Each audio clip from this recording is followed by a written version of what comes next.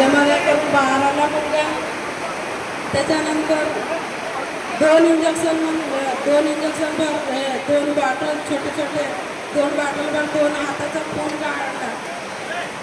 Doctor आले, म्हणलं अजी एवढ्या वर्षाची तब्येत खराब आहे आणि तो मुलगा कसा दिसून राहिला आणि एवढा सगळा रक्त काढलं तुम्ही ना, एवढं रक्त बनवायला किती वेळ लागल, तुम्ही चिंता नको करा म्हणे.